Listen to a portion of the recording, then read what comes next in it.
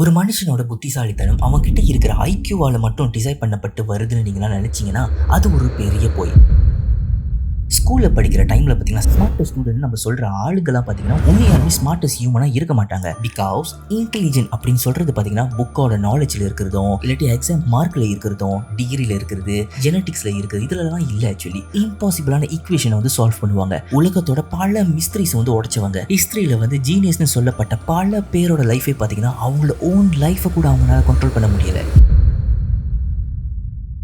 டிப்ரெஷனு, ஃபேமிலியை பார்த்துக்க முடியாத ஒரு நிலைமை, தனிமை, வாழ்க்கை எங்கே தான் போகுதுன்னு ஒரு டைரக்ஷன் கூட இவங்களுக்குலாம் தெரியாது. ஆனால் அதே நேரத்தில் ஸ்கூலில் பேக் பெஞ்சில் உட்காந்து ஒருத்தன் லைஃப்பில் மில்லியனராக ஆக்கியிருப்பான். ஸ்கூலுக்கு ப்ராப்பராக போகாத ஒருத்தன் பின்னாடி பார்த்தீங்கன்னா ஒரு உலகமே ஃபாலோ பண்ணும். இன்னும் சில பேர் லைஃப்பில் எவ்வளோ கஷ்டம் வந்தாலும் ப்ரெஷரு, ஹார்ட் பிரேக்கு, துரோகம், அவமானம் இது எல்லாத்தையுமே தாண்டி சர்வைவ் பண்ணுவாங்க. இது எல்லாத்தையும் வச்சு பார்க்குறப்போ உண்மையான இன்டெலிஜென்ஸ் அப்படிங்கிறது என்னது, அதை எப்படி மெஷர் பண்ணுறாங்க? Scientist, psychologist, self development experts இவங்களாம் சொல்கிறத படி பார்த்தா மனுஷனுங்களுக்கு ஒரே ஒரு இன்டெலிஜென்ஸ் இல்லையா, மொத்தமா 7 டிஃபரெண்ட் ஃபார்ம் ஆஃப் இன்டெலிஜென்ஸ் இருக்குதான். அதுதான் உங்களோட சக்சஸை தீர்மானிக்குதான், இமோஷன்ஸை கண்ட்ரோல் பண்ணுதான், உங்களை டிசிப்ளினா மாத்துதான், எவ்வளோ பெயின் வந்தாலும் முன்னுக்கு போக சொல்லி உங்களை வலியுறுத்துமா, மனுஷனோட மாரலிட்டி, பாடியோட பிசிக்ஸ், உங்களோட ஃபியூச்சர் இது எல்லாத்தையுமே கண்ட்ரோல் பண்ணுது இந்த 7 வகையான இன்டெலிஜென்ஸ் தான்.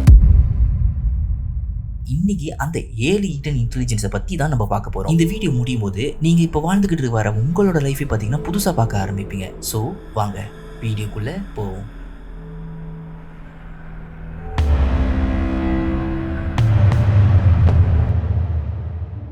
இந்த சொசைட்டியை பொறுத்த வரைக்கும் ஒரு மனுஷன் புத்திசாலியாக இருந்தால் அவனுக்கு ஹை ஐக்யூ இருக்குன்னு சொல்லுவாங்க. ஆனால் ஐக்யூவோட ஃபுல் டேர்ம் என்னன்னு உங்கள் யாருக்காச்சும் தெரியுமா? இன்டெலிஜென்ஸ் குவெட்டியன்.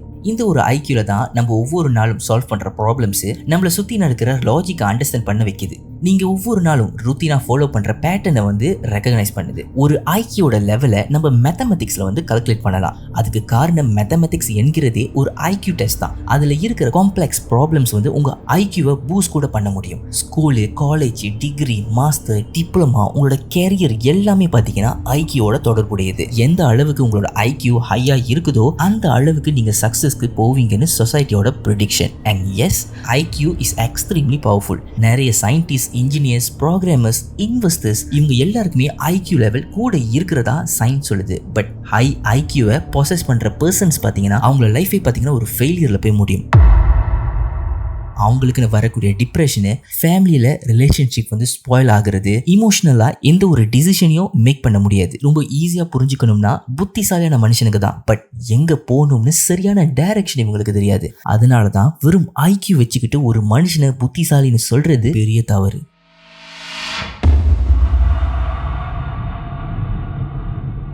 இரண்டாவதாக சொல்ல போகிற இன்டெலிஜென்ட் லெவல் தான் EQ, அதாவது இமோஷனல் இன்டெலிஜென்ஸ் அப்படின்னு சொல்லுவாங்க. ஒரு 2% நீங்கள் இமேஜின் பண்ணுங்க. ஒருத்தனுக்கு பார்த்தீங்கன்னா ஜீனியஸ் லெவல் ஆஃப் IQ இருக்கு, இன்னொருத்தனுக்கு பார்த்தீங்கன்னா EQ-வை பொசஸ் பண்ணியிருக்கான். 2 பேருக்குமே ஒரே டாஸ்க் தான் நம்ம கொடுக்குறோம். அதுவும் அவங்க எல்லாருக்குமே பார்த்தீங்கன்னா ப்ரெஷர், டிப்ரெஷன் இப்படி கொடுக்குற ஒரு டாஸ்க். 2 பேரில் யார் அந்த டாஸ்கில் சர்வைவ் ஆவாங்கன்னு நினைக்கிறீங்க? நீங்களா நினைக்கிற மாதிரி ஜீனியஸ் லெவல் ஆஃப் IQ-வை பொசஸ் பண்ண ஆள் இல்லை. EQ பர்சன் தான் அதில் சர்வைவ் ஆவான். ப்ரெஷர்னு ஒரு விஷயத்தை நம்ம சொல்றது பார்த்தீங்கன்னா உங்கள் இமோஷனோட சம்மந்தப்பட்டிருக்கு. ஒன்ஸ் அதை நம்ம 2 பேர்கிட்ட கொடுக்குறப்போ ஜீனியஸ் லெவல் IQ-ல உள்ளவன் பார்த்தீங்கன்னா அந்த ஒரு டாஸ்க்ல வந்து டிப்ரெஸ்ட் ஆகிடுவான். அதை முடிக்கிறதுக்காக எந்த எல்லைக்கு போவான். சாப்பாடு, தூக்கம், ஃபேமிலி, அவன் செல்ஃப் எதையுமே கண்டுக்க மாட்டான். பட் அதுவே நீங்க EQ பர்சன் கிட்ட கொடுத்தீங்க வச்சுங்களேன், அவங்க காமா வந்து ப்ரெஷரை ஹேண்டில் பண்ணுவாங்க. ஏன்னா EQ பர்சனுக்கு பார்த்தீங்கன்னா இமோஷனை வந்து எப்படி கண்ட்ரோல் பண்ணுதுன்னு அவங்களுக்கு தெரியும். மனுஷனுங்களை வந்து இவங்களால ஈஸியாக அண்டர்ஸ்டாண்ட் பண்ண முடியும். இவங்களுக்கு ப்ரெஷரே இருந்தாலும் ஸ்டேபிளாக ஹேண்டில் பண்ணுவாங்க எந்த ஒரு டாஸ்கையும். அதனால தான் ஒரு கம்பெனியோட லீடராக இருக்கட்டும், ஒரு நாட்டோட லீடராக இருக்கட்டும், அவங்களாம் ஜீனியஸ் லெவல் ஆஃப் IQ-வை பொசஸ் பண்ணுறதுக்கு அவசியமே இல்லை. ஜஸ்ட் மக்களை பற்றியும் கம்பெனியை பற்றியும் தெரிஞ்சுக்கிட்டாலே போதும். EQ பர்சன் ஆனவங்க கிட்ட நீங்கள் பேசுகிறப்ப பார்த்தீங்கன்னா உங்களுக்கு இன்னமும் ஒரு பாரத்தை குறைச்ச மாதிரியே ஃபீல் ஆகும். உங்களோட ஹீலராக அவங்க இருப்பாங்க.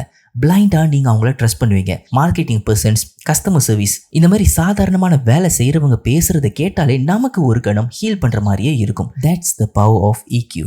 வரலாறுல சக்சஸ்ஃபுல் பர்சன்ல நிறைய பேர் வந்து IQ-வை பொசஸ் பண்ணவங்க இல்லை, அதுக்கு மாறா EQ வந்து பொசஸ் பண்ணியிருப்பாங்க. மனுஷனுங்க உலகத்தை கண்ட்ரோல் பண்றாங்க, ஆனா மனுஷனை இமோஷன் தான் கண்ட்ரோல் பண்ணுது. என்னைக்கு நீங்க இமோஷனை கண்ட்ரோல் பண்றீங்களோ அன்னைக்கு சக்சஸ் உங்ககிட்ட வந்துருச்சுன்னு அர்த்தம். மூன்றாவதாக சொல்ல போகிற இன்டெலிஜென்ஸ் தான் த மோஸ்ட் டேஞ்சரஸ் இன்டெலிஜென்ஸ், EQ-ன்னு சொல்லுவாங்க. அட்வர்சிட்டி கொத்தியன். எவ்வளவு கஷ்டம் வந்தாலும் அதை தாண்டி சர்வைவ் பண்ற ஒரு எபிலிட்டி. ஒரு மனுஷன் எவ்வளவு தோத்தாலும் எவ்வளவு பெயின் வந்தாலும் ரிஜெக்ஷனா இருக்கட்டும் அவமானமா இருக்கட்டும் இதெல்லாம் தாண்டி வாழ்ற ஒரு மனுஷன். இங்க இருக்கிற ஒவ்வொரு மனுஷனும் சக்சஸ் தேடிக்கிட்டு தான் இருக்காங்க. ஆனா அவங்களுக்குன்னு வரக்கூடிய ஃபெயிலியரை அவங்கனால அக்செப்ட் பண்ணாததால தான் தோக்குறாங்க. ஆனா ஏக்யூவை பொசஸ் பண்றவங்க பாத்தீங்கன்னா ஒவ்வொரு பெயினையும் பாத்தீங்கன்னா அவங்க ஃபியூலா மாத்தக்கூடிய சக்தி உள்ளவங்க. ஒவ்வொரு ஃபெயிலியரையும் தனக்கான சக்சஸ் அமைக்கிற ஒரு பாலமா நினைப்பாங்க. எது நடந்தாலும் கிவ் அப் பண்ற ஒரு பழக்கமே இவங்களுக்கு எல்லாம் இருக்காது. நீங்களாம் அனிம் பாக்குற பழக்கம் இருந்துச்சுன்னா சில கேரக்டர்ஸ் நான் உங்களுக்கு சொல்றேன். ஏக்யூ அதிகமா இருக்கிற ஒரு கேரக்டர்னா அது நருட்டோ. கம்பேர் டு ஆஷிராமா, நருட்டோ பாத்தீங்கன்னா ஒண்ணுமே இல்ல. பட் அவனோட விடாமுயற்சி தான் இன்னைக்கு ஆஷிராமாக்கு ஈக்குவலா ரைவல் பண்ற அளவுக்கு அவனுக்கு எபிலிட்டி இருக்கு. ஈவன் ஐக்யூ அதிகமா இருக்கிற பர்சன் கூட 2-3 அட்டம்ல பாத்தீங்கன்னா தோத்துட்டேன்னு அக்செப்ட் பண்ணிடுவாங்க. ஆனா ஏக்யூ நபர்கள் பாத்தீங்கன்னா அப்படி இல்ல. யாரு என்ன வேணாலும் சொல்லட்டும், நான் உயிரோடு இருக்கிற வரைக்கும் முயற்சி செய்வேன்னு ஒரு கங்கணம் கட்டுவாங்க. This is the most dangerous and the most rarest intelligence from human being. நீங்க ஒரு ஐடியாவை எடுத்தீங்கன்னா அதுல ஜெயிக்கிறதுக்காக எந்த ஒரு லெவலுக்கும் நீங்க போவீங்க ஒருவேளை ஏக்யூவை நீங்க ப்ராசஸ் பண்ணிருந்தீங்கன்னா. ஆனா என்ன ஒரு விஷயம் பாத்தீங்கன்னா ஏக்யூ பர்சன்ஸ் ஜெயிக்கிறதுக்கு எடுக்கிற பாதையானது தவறாகவும் தப்பான பாதையா போனுச்சுன்னு வச்சுக்கோங்களேன், அச்சீவ் பண்றது அதாவது அந்த சக்சஸ் அச்சீவ் பண்றது ஈஸியா இருக்கும். அதே சமயத்துல தக்க வச்சுக்கிறதுக்கு அந்த ஒரு சக்சஸை தக்க வச்சுக்கிறதுக்கு ரொம்ப கஷ்டமா போயிடும். இதுக்காக தான் ஸ்பிரிச்சுவலிட்டின்னு ஒரு விஷயம் இருக்கு. என்னோட ஒப்பீனியன்ல EQ with spirituality is most and extremely powerful அப்படின்னு நான் சொல்லுவேன்.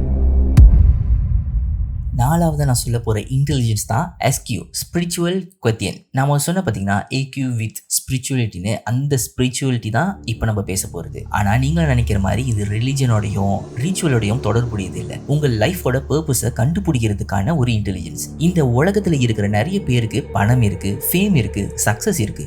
பட் லைஃப் என்னமோ எம்டியா இருக்கிற மாதிரி அவங்களுக்கு ஃபீல் ஆகும். ஆனா அதுவே இன்னும் சில பேர் குறைவா சம்பாதிப்பாங்க. ஆனா லைஃப் ஆனது பாத்தீங்கன்னா டீப்பான ஃப்ரீடம் அவங்களா அடைஞ்ச மாதிரியே ஃபீல் ஆகுவாங்க. இது ஏன்னு உங்களுக்கு தெரியுமா? மனுஷனுங்கெல்லாம் பாத்தீங்கன்னா மெஷின்ஸ் இல்ல. கேள்வி கேட்காம சொல்றதை செய்யறதுக்கு. நம்ம வாழ்ந்த வாழ்க்கைக்கு அர்த்தம் கொடுக்கறது தான் ஆக்சுவலி லைஃப். எதுக்காக நம்ம பிறந்தோம்?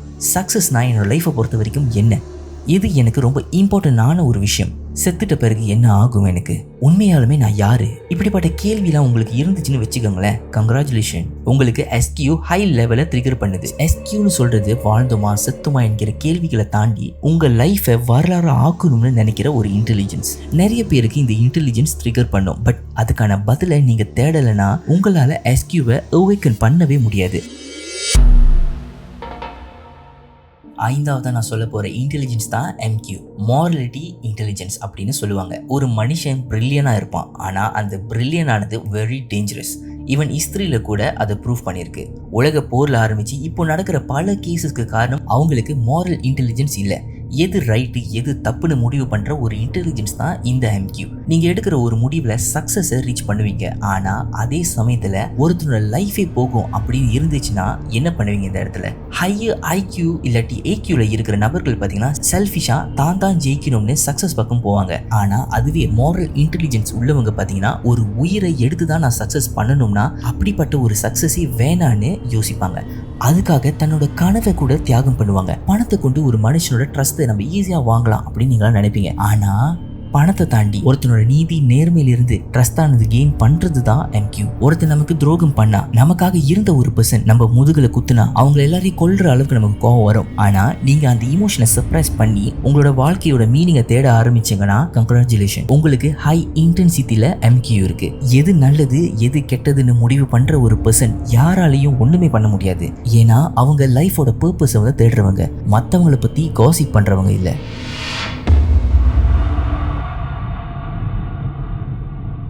ஆறாவதா சொல்ல போற இன்டெலிஜென்ஸ் தான் பிக்யூ, இன்டெலிஜென்ஸ் ஆஃப் த பாடி.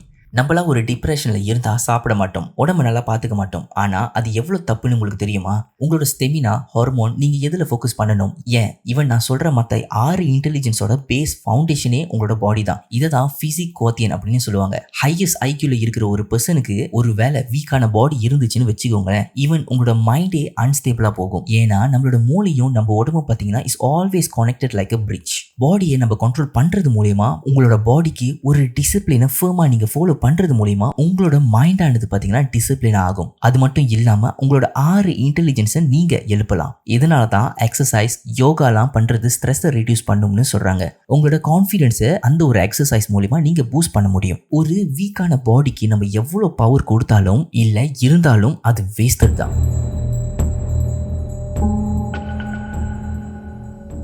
அடுத்து கடைசியா நான் சொல்ல போற இன்டெலிஜென்ஸ் தான் இப்போ நம்ம மாடர்ன் உலகத்துல வெளியே வரக்கூடிய ஒரு இன்டெலிஜென்ஸ். அதுதான் டிக்யூன்னு சொல்லுவாங்க. டெக்னாலஜி குவாத்தியன். டெக்னாலஜிக்கு ஏத்த மாதிரி தன்னை அடாப்ட் பண்ற ஒரு எபிலிட்டி. இப்போ ஏஐ வந்துருச்சு, டிஜிட்டல் சிஸ்டம், ஆட்டோமேஷன், இது எல்லாமே பாத்தீங்கன்னா மனுஷனுங்களோட மூளையே இல்லாம செயல்படுற ஒரு சிஸ்டம்.